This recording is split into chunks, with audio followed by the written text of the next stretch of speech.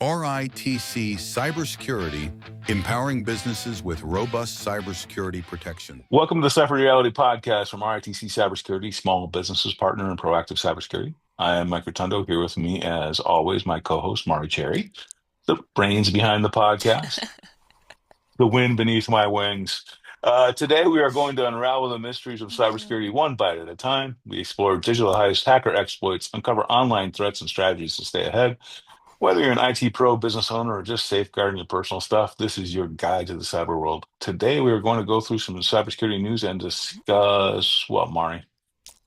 Insider threats. Insider threats. That's not good. Just kidding. She's rubbing her hands evilly, ladies and gentlemen, which means I need to make sure her accounts are secure. I was just going to say, because I'm the only option here. Yeah. I would be the only problem. Yeah. So that's not a good idea. I don't have anyone to pin it on. So No. I'll have to put a pin in that plan for later. Okay. First news story. Okay. I bet you can't guess why I picked this one. Oh, I have a very good. As soon as I saw it, I knew exactly why you picked this one. The freaking name every time. Yeah.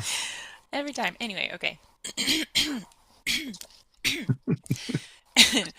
ChillyHell, Yep. MacOS Backdoor, and Zynor rat threatens macOS, Windows, and Linux systems. Yes, That's a ma'am. lot. Yeah, That is a lot. so they have a fun name, ChillyHell. ChillyHell. Oxymoron. Oh, whatever, it's fine. Okay, cybersecurity researchers have discovered two new malware families, including modular Apple macOS backdoor called ChillyHell, and a Go-based remote access Trojan named Zynor rat. Yep. Zynor rat. Anyway, so both of these target both Windows and Linux systems. Once executed, the malware extensively profiles the compromised host and establishes persistence using three different methods, following which it initializes command and control communication with a hard-coded server. What does that mean exactly? So there's a server sitting out there in a cloud somewhere where basically it's hard-coded the IP address. So what it's doing is it's automatically going to the CNC server and it's hard-coded. Okay. So now that that IP is identified, I mean, you should be able to, block that IP internally on your firewall.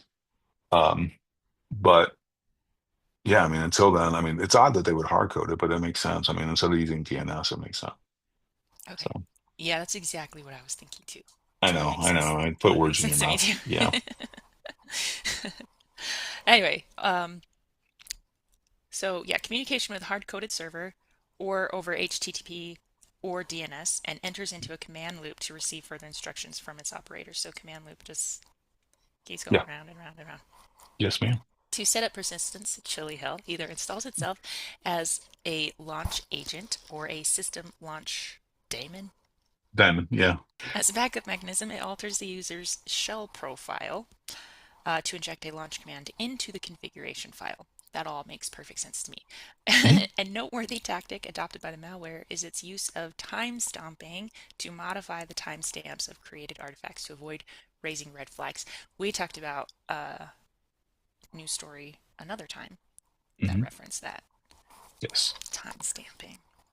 So they and don't time stomping. Stomping, yep. Right. so they don't raise red flags. According to DuckDuckGo AI, a daemon is a computer program that runs in the background performing tasks without direct user interaction. Often in Unix-based systems, it handles service requests and can manage various system functions like logging or network connections. There you go. Cool. Awesome. That sounds really great. Yeah. Good for them. Well, I know you weren't going to let that go until you knew the exact definition, so. I was probably just going to start calling it a launch daemon, but that's fine. Yeah. Anyway, what are your thoughts on ChillyHell? I think that's pretty wild. I mean, the fact that they've got that out there and, it's very sophisticated. I mean, it really is. It's got some wicked stuff in there. I mean, and then the fact that it's in depth enough that they actually hard coded and they've got a CNC server hard coded somewhere. That's That's pretty intense. But I mean, that's what you're seeing now more of this malware is it's got these Hmm. infinite loops and it's got these continual Hmm. multi-stage attacks. It's not no longer is it one thing or two things. It's a bunch of things. Yeah. And I mean, that's really what's happening. So, Fun stuff. oh yeah. Well, good job on the name. Yeah. Yeah, we appreciate that. And Zynoret's good too. Yeah. So, Um, all right. but yeah, time stomping is an interesting term. I think I need to do So, more research on that to fully understand it. Because every time it comes up, I want to know more about it, and then it's like I get distracted and forget about it, and then it comes up again. And I'm like, oh dang it, I wanna know more about it. yeah, I want to know everything. exactly. For when you begin your career as a hacker. Yeah, yeah, exactly. I need to do some research so I know how to do all the things. Exactly. Yes. When Dark Mari Right. comes about. Right. Ah, there's a time for everything. Yep, exactly. All right. So I didn't say, but I believe these are all from the Hacker News. All Yeah. these news stories this week. All right, So, next one. Apple iPhone Air and iPhone 17 feature A19 chips with spyware-resistant memory safety. I was going to ask you your opinion on this, pretty much for a personal standpoint because I need a new phone. yeah. I think you should buy one. I think Yeah. you should go get one. Yeah. Well, Um, I mean, this is all about preventing malware. I mean, mhm. we were both told by somebody that had just had their iPhone, had problems with their iPhone and hacked that, oh no, iPhones can never get hacked. Well, we know that's Yeah. bull. Right. Yeah. Right. Um, so this spyware-resistant memory safety, I was a Mhm. little confused about what that means. So what this does is it prevents certain functions from running against the kernel, which is the base of the operating system, right? So it'll prevents the malware from being able to take over the system or the Just stops it. spyware. Yeah, it basically it's somehow they've developed it so there's 70 processes that can't be that are critical to the iPhone's functionality that this thing can't in any way take over. Okay. And this So, says the per the tech giant offers always on memory safety protection across mm, critical attack surfaces. right. Um, yeah, without sacrificing device performance by designing its A19 and A19 Pro chips, keeping this aspect in mind.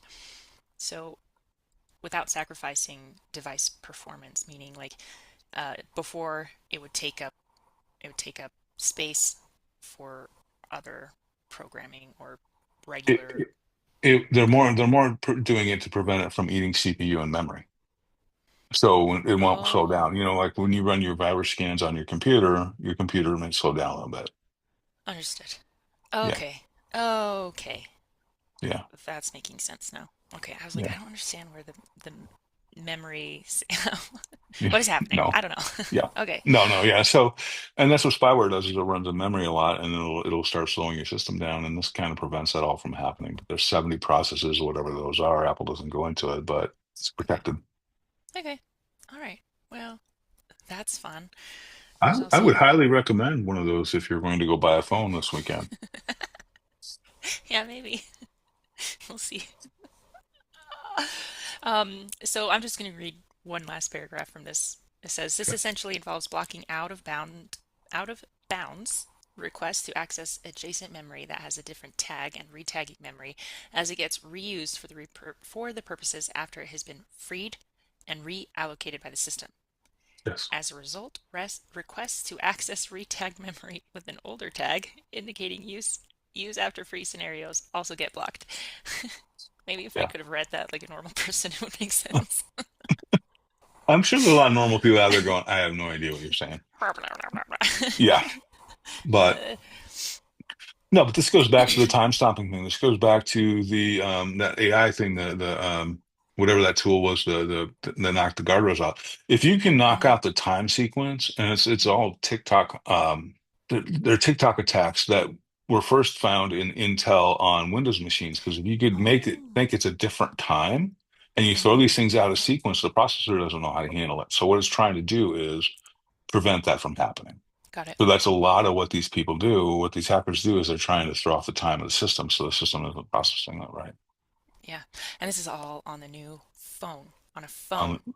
mhm. Yeah, Genius. Good genius. job, guys. Good That job. you should buy this weekend. Yeah, probably should.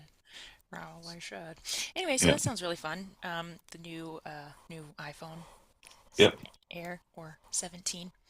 Yeah. The A19 chips. Thumbs up. Good. Yeah. Good job. Good job. Okay. They are Mari approved. Because that means so much. Yeah. All right, moving on. Watch out for salty 2FA, new phishing Hmm. kit targeting US and EU enterprises. So, okay, this This one's one's exciting. nasty. Yeah. Yeah. Phishing-as-a-Service, fast. Yep. They're going so fast. I'm an idiot. Okay. But phishing-as-a-service platforms keep evolving, giving attackers faster and cheaper ways to break into corporate accounts. Uh, so, yeah. Now researchers at AnyRun has uncovered a new entrant, Salty 2FA, the name of this fast, a phishing kit designed to bypass multi two-factor authentication methods and slip past traditional defenses. Oh, yeah. It's scary because I think this one even defeats voice. Oh shoot, does it? I missed that. Yeah, no, and down there it talks about how it'll actually even defeat SMS. Um, Oh, yeah, right here. Or and even yeah, voice yeah, call. can intercept push SMS or even voice call verification. So yeah, that's wicked. That would be bad. But it's already out there, right? Yes? Hmm. Yeah. Yeah, Uh, right now it's just attacking enterprises. that's usually where it starts. Yeah. Sure, but someone's going to get their hands on it and downgrade it a little bit Well, for the so the regular. hackers are. I mean, you think of them as a business. They're trying to get their R&D dollars back, right? So Hmm. the research and development dollars. So they're going to get bigger money from companies than they are from individuals. They'll get to Yep. individuals eventually, but yeah. Sure. Sure.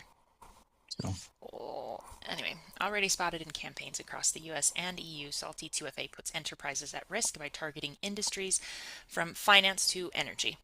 Its mhm. multi-stage execution chain, evasive infrastructure, and ability uh, to intercept credentials and 2FA codes make it one of the most dangerous fast frameworks seen this year. So, yeah, that sucks. yeah. Well, did you see that one of the targets was IT consulting companies? Yes. Yep, I sure Yeah. did. Yeah. Lucky.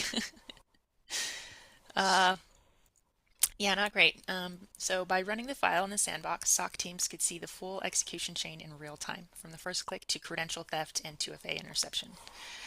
Oh, This level of visibility is critical because static indicators like domains or hashes mutate daily, but behavioral patterns remain consistent. Yeah. Sandbox analysis gives faster confirmation of threats, reduced analyst workload, and better coverage against evolving fast kits like Salty 2FA. yeah. What You do look you? concerned. Well, I think most people should be. Yeah. And they're getting more and more wicked, and they're not going to get any better. I mean, there's a lot. I mean, using AI now and the ability to continue to develop, and some of these are going past training. I mean, if they can beat your SMS and your push and your voice authentication, I mean, Yikes. what's left? So, I mean, there's authenticators. That's pretty much it at this point. So, you know, or hard-coded keys like we use. Right. So, but yeah, I mean, it's getting bad, the stuff that's out there, and people still think are continuously are burying their heads in the sand. They don't realize how bad things are getting when it comes to this stuff. The majority. I think there's some people out there who know what's going on, but I don't think enough. No, I not don't at think all. enough. Not at all. No, no. So anyway, that one's super exciting. Real happy about that one. That's Yeah. Yeah.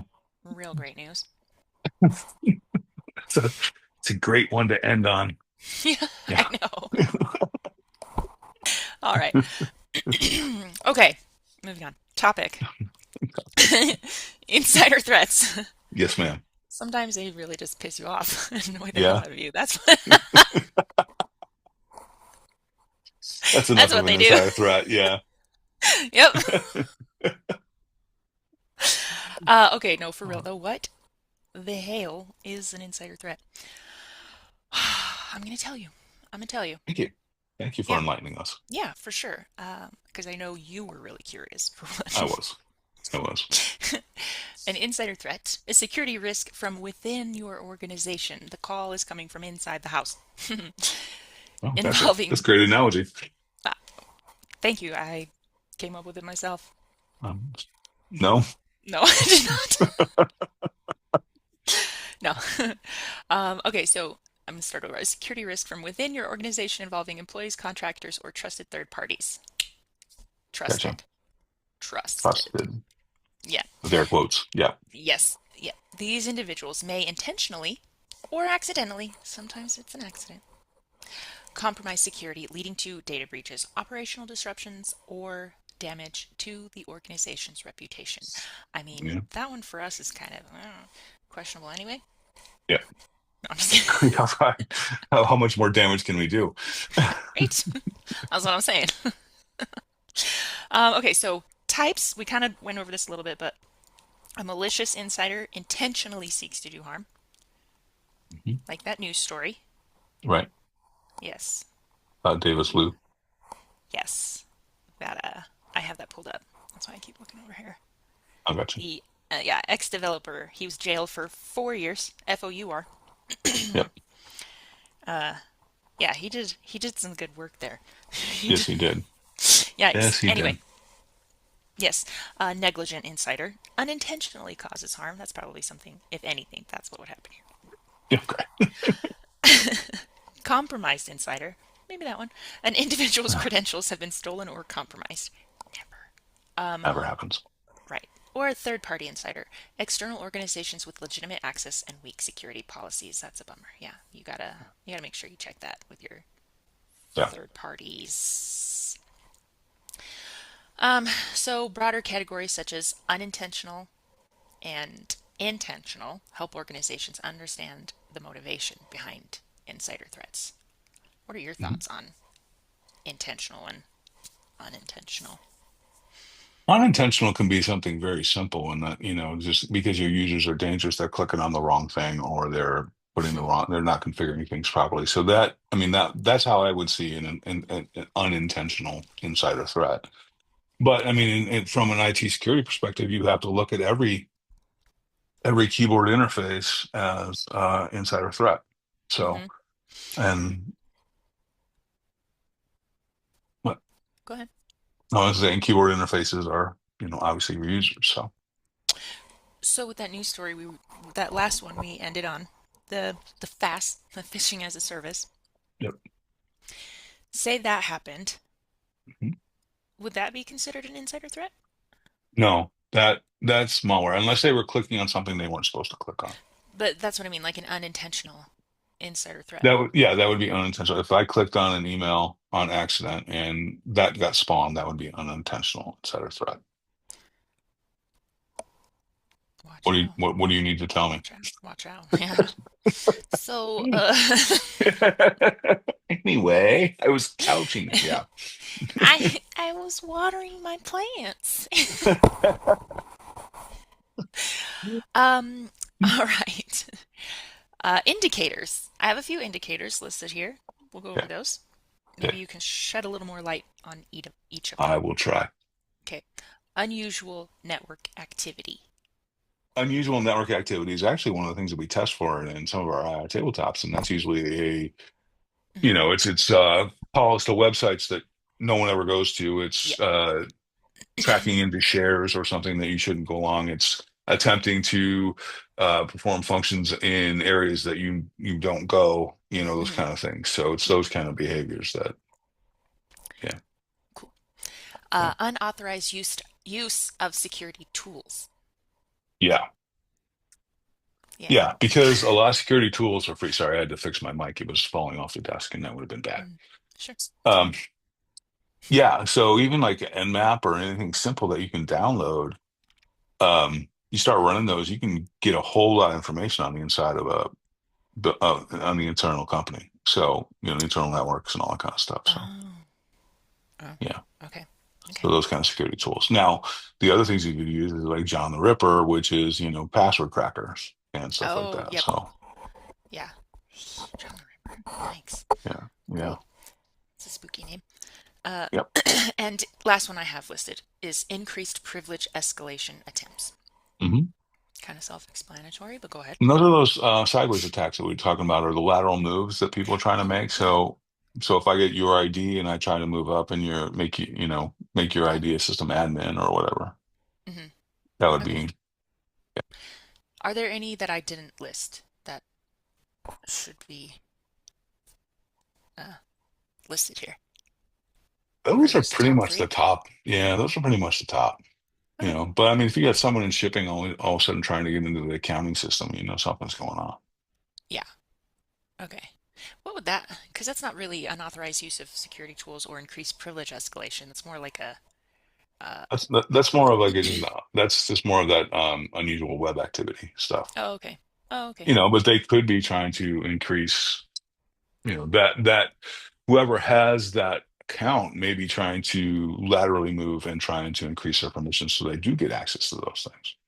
Yeah. Which is why you don't just dump all your users in one bucket and you create different domains and different groups and different, that's why you use rollback, RBAC, which is rule-based access control. Nice. Yeah, Good advice. it That's is. exactly what I was We're going to say. full of good advice. Okay, so I have some detection techniques as well. User and entity behavior analytics, data loss prevention, logging monitoring analysis, access controls and privilege monitoring, and endpoint detection and response. Yep.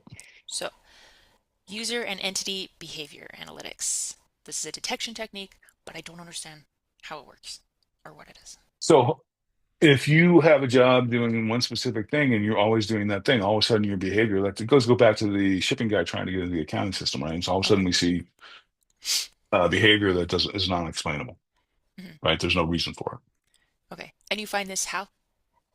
You'll find that in logging and monitoring inside the system, inside the network. So, And these are um, tests that you can, scans you can run? well, no, I mean, it should register in a log that, it's like, M. Cherry tried to log into this, M. Cherry tried to log into this, M. Cherry, and if it's repeated attempts to get into a system they have no business being in, then obviously something's wrong. Right. So I have access to everything though, so you do, you do, no. you do. Watch out. Uh, Yeah. And I was just thinking of an unintentional insider threat was when I went into our accounting system and tried to do something, and my bookkeeper's like, "Stay out." oh my gosh, it wasn't even me, it was you. Yeah, it was me. She's like, I said, do you want me to not do that anymore? She's like, please. Yeah. Yeah. Keep your So hands out of it. yeah, That's funny. yeah, Okay, logging and monitoring analysis. yes. So that goes back to scene tools. That goes back to looking at the, what alerts come up, what alerts are, what, what's happening in your system. So you can set triggers for certain behaviors that Mm. Oh, okay. will, if you in certain thresholds, right? You don't want going back to our accounting guy, shipping and accounting guy. You don't want one time it happening. You want five Sure. within a certain time frame. Yeah, sure, that makes sense. So I mean, one time is I like clicked on the wrong link. Hmm. Five times in a short period of time, That's, yeah, that's something. suspicious. Yeah. Got it. Okay. Access controls and privilege monitoring. Yes. Okay. So that's going to be the lateral moves. That's going to be people that are trying to do privilege escalation, those sorts of things. So that's what that is. So you want to monitor those, and you want to keep your R back, but you want to monitor your AD really closely. Yeah. Okay. And endpoint detection and response. Yeah. So endpoint detection is using an EMR or Hmm. RMR, excuse me, and I don't know. yeah, it's just whatever it is. Endpoint manager is what you really want to use. I'm like, Anyway, okay. it's gonna you know so you're gonna have controls on where people can go, how they can use it. The antivirus, anti-malware. If you're gonna get, you can afford to get a SASE solution so that you can Hmm. control their DNS and that sort of thing. Okay. Um, so thinking about that network thing, remember we just saw that presentation from that company that does security tools for us. And Yeah. they're talking about that network monitor, and it's talking about you go when you Yeah. monitor Active Directory, and it tells you when the kind of stuff is happening. Oh, yeah. See, they kept talking about that stuff, and I was like, this sounds like a, this seems pretty Yeah. cool. This seems like a really good idea. Hmm. Yeah. Yep. Also, I appreciate how you took the techniques and linked them to the previous indicators. That was Yes. helpful. Well, I appreciate that. Thank you. Yeah, yeah, you're welcome. You're welcome. You're I'm doing here to educate, inform, and entertain. you're doing a good job. Doing a good job. Thank you. Thank you. Okay, physical prevention strategy. Thorough background checks, Hmm. reference checks, Right. clearly defined security policies and job description, That's fine. so you don't have anybody trying to weasel their way into something they shouldn't be doing. Right. Access control and badging, Hmm. security cameras and surveillance, Hmm. locked down workstations. Yes. Not necessarily like doors, but like locks on your computers. I Yep. mean, sure, if you have an office and you want to lock that door, go for it. But Probably a uh, good idea. equipment check-in, check-out systems. Does that happen a lot? Not that I'm aware of. Okay. I'm not familiar with that. Okay. Physical security audits and emergency and incident response drills. I like those. Yeah. Unless, wait, check in, check out. Maybe if it's like you're using specific equipment that is not necessarily always part of your job. So if you need something, you go get it, you check it out, then you bring it back in, you check it back in. That's the only thing I can think for that. But I mean, you're Yeah. not going to check your computer in every night to the office. That doesn't make No. sense. No. I do wonder though if it's also like when we worked at the pharmacy, we had these little handheld, I don't know what you call them. They weren't tablets and they weren't little guns. But they did Mhm. have like a button and you would scan barcodes. You'd have to log in. So I don't know if that would necessarily be It could be. considered.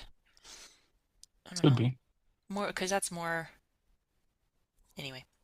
Well, Uh insider threat can be anywhere. You can have an insider threat in a pharmacy. oh, for sure. Yeah, for sure you Yeah. can. Yeah. Many different ways. Yeah. Yeah. Anyway, prevention strategies. Implement strong access controls. Conduct employee training and awareness programs. Enforce robust data loss prevention policies. Use Yeah. multi-factor authentication. Monitor user activity with UEBA and logging. Develop a strong security culture. Regularly audit and test security policies. And create an incident response plan for insider threats. Yes. Perfectly. So, Good idea. mhm, ours, our IR plan, does it have just like a little section for insider threats, or do we have a different We have a generic um, incident response plan that does not specifically deal with it. However, it deals with activities and behavioral one? analysis. So that Oh, would okay. trigger that. Yeah, that makes There sense. wasn't, remember, we did that IR tabletop for one of our clients I do remember. back in July That's when one of my we threw favorite that ones. IR at them. Yeah. And they were stumped for a good 25 minutes until we actually told them what it was because they had no idea what was going on. Hmm. You got to practice that stuff. You got to Hmm. figure it out. Yeah, Yeah. they were always so on top of things. Yep. I, Yeah. anyway, yeah. All right, response and mitigation plans. Establish an insider threat response team. Do you think Hmm. that's necessary? A whole If team? you're a big enough Like a company, thing? yeah. Yeah, Big okay. enough company. Incident detection and verification, Yep. containment and isolation. Yep. What would that look like? Containment and isolation. Yeah. That's containment of the threat. So you're trying to contain whatever software worm or whatever's in there that's trying to do what it's going to do, the remote access Trojan or something like that. Okay. It's not. Okay. So taking our friend Lou, his loop thing, Mhm. how would they how would they go about that containment and isolation in that scenario? Well, they try and that threat really couldn't be contained other than you'd have to find out Yes. what it is and get rid of it. And Yeah. then because it's not really a malware type thing, um, it's more of a direct attack that's inside. It's not trying to spread outside of Active Directory, so you have to maintain it in there. Um, Hmm. The other thing I was thinking about is isolate and contain would be by, moving someone who you think is a threat away from other things and into just a specific silo. Like That could be it. redirecting them. Yeah, yeah. That's funny. But yeah, so what Lou did, that's not really nothing because it wasn't trying to spread anywhere. It was just doing damage. Oh, got it. Okay. Okay. Yeah, Yikes. Okay. yeah. Conduct a thorough investigation, Hmm. remediation actions, implement disciplinary measures if applicable. Hmm. Like, you're probably going to be escorted out. Yeah, probably. Review and strengthen security controls, communicate with stakeholders, develop lessons learned and update policies, Hmm. continuous monitoring post incident. I wonder what that was like for them. Develop lessons learned and update policies. God, I don't know what you would do in that circumstance. Right? I mean, lesson learned is that you have to have, multiple people promoting code. You can't let, you know, Hmm. he was Hmm. able to get into Active Directory and do it all on his own. So you're going to have to create a point where, to make a change in production, it's got to go through a change management solution system or Hmm. go through your cab, change up approval board. And then the person that designs the fix can't be the one that implements it. So you're going to have to, in some way, create control. So it takes at least two people to make changes like that, Some kind of which accountability. yeah, and so as much as companies try and run really, really lean, that's going to be a Hmm. problem because it's like, well, I don't have two people. Right. Oh no. Yeah, yeah. As Oh we often no. say here, time and money and people is an actual thing, so we need to be concerned about that. Yeah. So what would you recommend? Like, say we had someone, a client, Mhm. from our perspective, our company, what would you recommend they do If in that something like situation? this happened, Hmm. find the individual. I would recommend that they would, if possible, restore AD from backup to replace it. Um, Hmm. And then that could be the only thing that you're able to do. Or if you have a separate forest or something, depending on how intricate your AD is, that you could also flip to an alternate system where Hmm. that those changes haven't replicated to. Yeah. So So one thing I did not find anything on. What are certain behaviors from like employee to employee that people could look for as far as an insider threat goes? well, I mean, if you started acting strangely and you started asking questions about things that you really have no business asking questions about, Yeah.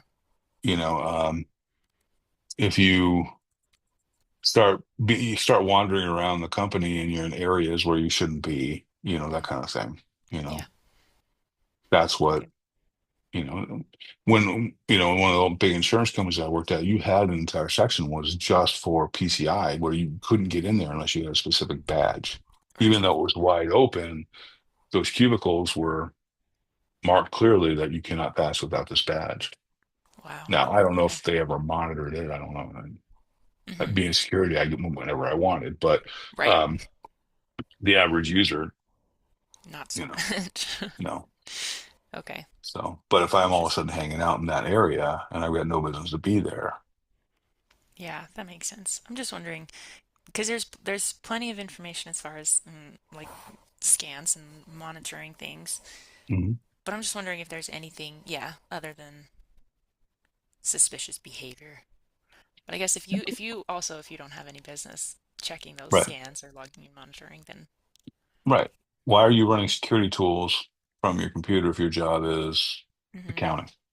right? You don't need to do that. Yeah. So So your security people need to be doing their job. they do. And the problem is that because there's such a shortage of them, you have a lot of untrained people in these positions. Mm, And they are overly reliant on tools. yeah. So human intuition and instinct and even just gut feeling isn't always Yeah. learned, nurtured, and used and listened to. Anyway, I that's about it. Unless there's something that like really pertinent you feel like you need to add to insider threat. Make sure It's people know. just it's just becoming a bigger and bigger deal, and people don't take it as seriously as they should. I Yeah. think. Yeah. That's Especially in small companies, because it's yeah. like, oh, we're just a family, we work together, and then you never know. Yeah, we know so and so. We've known him for forever. Yeah, They'd yeah, never do that. They would never. no, and we both have experience with that in our lives, where people we've known for a long time all of a sudden have just screwed us over without notice. Yeah, So you need to be aware. That's a yeah, bummer. That's too bad. so careful who you trust. Mm-hmm. Yep. So Okay. I've got some questions. okay, And I'll give you whatever allotted amount of time you feel like you need to you have answer at least 15 these. seconds this time. That'd be awesome. At least 15 seconds. Last time I gave you like 2.5. I don't even remember. Yeah, I don't know. yeah, something like 2 that. 2.57. 25/7. Yeah. Perfect. No. Perfect. No, no, no. Okay, 10 questions. Just yeah. Number 1. Okay. What is an insider threat? An insider threat is a threat that comes from within the company. And so it is someone that you think you can trust, think you know, but in reality, they are someone that you should not trust or know, and you really don't know. Yeah, So I think, that's a scary part. yeah, Oh, number 2, why are insider threats dangerous? Well, because you trust them, uh-huh. and that you might, especially in small companies, you might give them have more access than they need Hmm. because you're like, oh, they're not going to do anything. Well, in big companies, they're, just as dangerous. There's more to steal. So. Hmm. 3, what are common examples? Common examples of insider threats are people that are putting Easter eggs in your code. If you're writing code, there are people that are trying to steal things. Case in point, I used to work in a makeup factory when I was in college, and we had an instance of guys shipping the odd occasional pallet to their house as opposed to shipping it where it was supposed to go. A And then they pallet? resell a pallet yeah, certain types of makeup or perfumes. Yeah.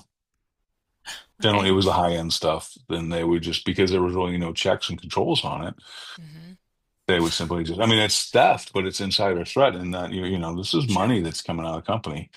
Yeah. Um, so, I mean, those are the things that you have to be concerned about, but it's not always technology. Mm.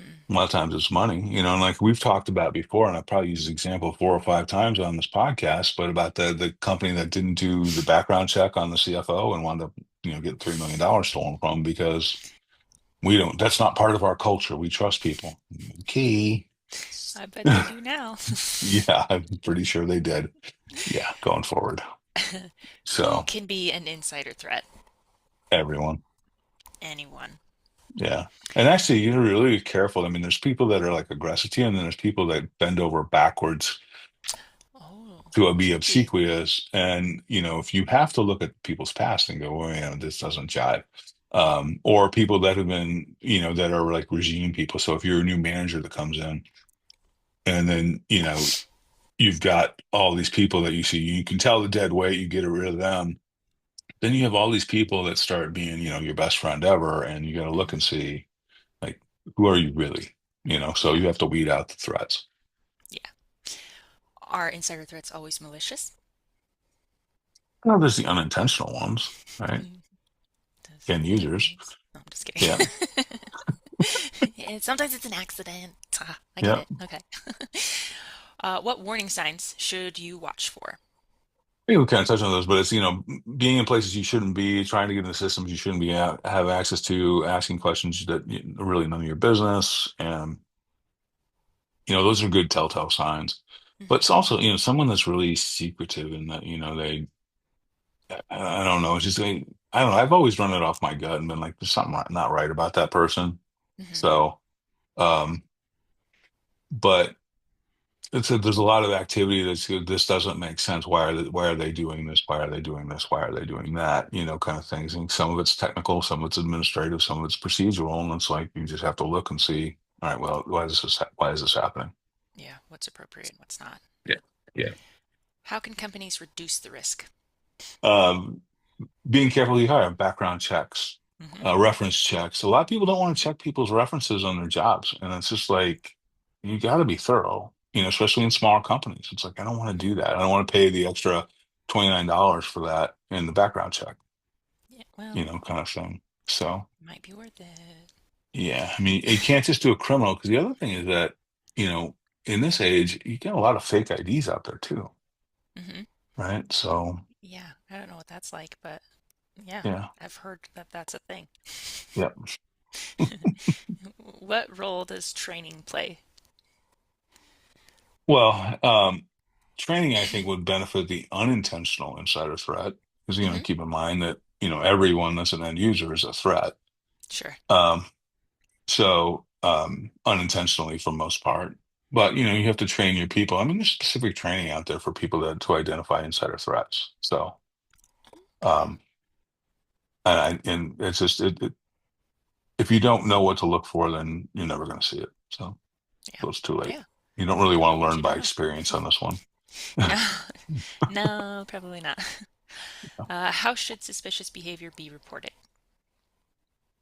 Well, that's where whistleblower hotlines come in, or whistleblower Hmm. policies like we create for our SOC 2 Hmm. clients, is that you go ahead and you have to have a secret way of communicating these things to, a trusted source, be it HR Yeah. or finances or whatever it is.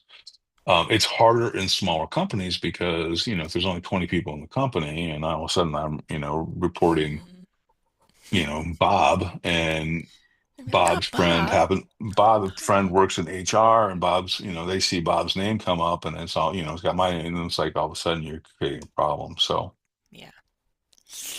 Yikes. All right. yeah. What is the most effective protection? Is there? So the most effective protection is your proper technical controls, like strong RBAC controls, strong training for your users. Um, and the other thing is that, you can cross-train users. Hmm. So one of the things that ISC Square preaches is that um, if you're doing a certain job, and say you're the one that's making IDs in Active Directory, Sure. every once in a while, every 4 weeks or something, somebody else comes in and does your job. Oh, So you can audit it, but you're also coming in and doing your job. So now someone else's. So if these anomalies start happening during those times, nice. then you can, Yeah. yeah, That's yeah, smart. Okay. yeah, That's yeah, cool. yeah. So you can call it cross training for your users, but in Sure. reality, what you're doing is you're checking up on them. Yeah. Okay. Yeah. All And there's a right. term for it. And I don't think it's like roll. I don't remember what it's called, but there's Something. an actual term for it. Yeah. Mm, okay. Well, genius. I thought so. Anyway, that's it.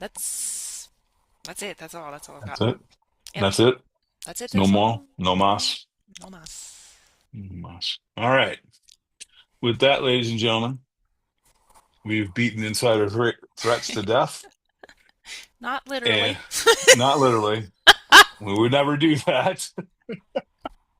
Anyway, on that note, it definitely is time for the bar. It's definitely time to get out of here, call it a day on a Friday afternoon. Mhm. Um, I think Mari's already pulled out the, shots of Fireball and No, going to just town. my Red Bull. Just a Red Bull and Fireball and vodka. All right. Just kidding. Just remember, cybercrime is bad. Love RITC Cybersecurity. Have a great day. Thanks for listening. Bye. Bye.